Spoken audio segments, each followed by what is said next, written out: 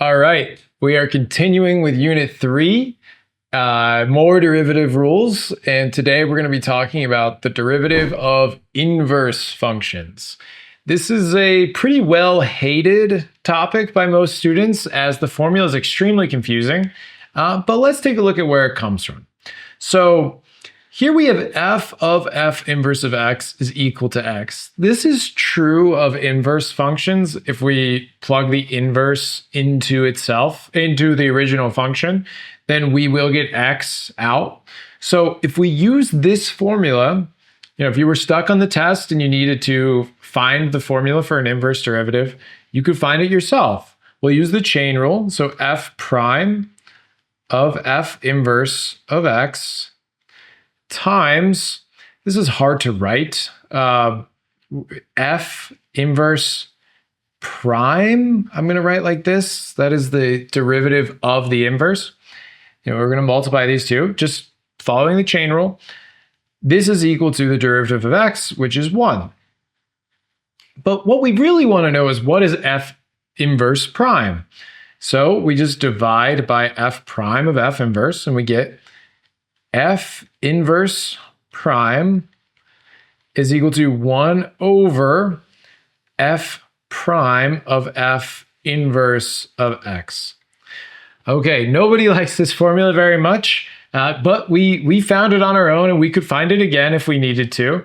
If not, you would just need to memorize it for the AP test, and let's use it. Let's see how it's used. So this table below gives selected values for the differentiable increasing function f and its derivative. So g is f inverse. So if we rewrite this formula, we'd say g prime is equal to 1 over f prime of g of x. So this looks a little cleaner. We want to know g prime of 6. So g prime of 6 would be 1 over f prime of g of 6. Okay, since g is f inverse, this is something from algebra 2 or pre-cal, but with inverse functions, we just switch the x and the y. So if f is f of x, and let's say it has the point 2, 5 is on f of x, then the point 5, comma 2 would exist on f inverse. Okay, so g of 6 would be the y value of f of x being 6, and it would give us the x value of 8. So this would be 1 over f prime of 8 is g prime of 6. And f prime of 8 is given to us, that's 4. So this would be 1 over 4. Okay, let's keep on. And I've got the formula here again. We have f of x is this, and the point 1 comma negative 4 is on the f, and g of x is f inverse. What is g prime of negative 4? So we want to know g prime of negative 4. That is 1 over f prime of g of negative 4. Okay, so we know the point 1 comma negative 4 is on this graph. We don't need to plug in negative 4 for y. We could. That would be a process that we could do to figure out where the x value is. But we don't need to. We've been given that 1, negative 4 is on this graph. So it's just 1 over f prime of 1.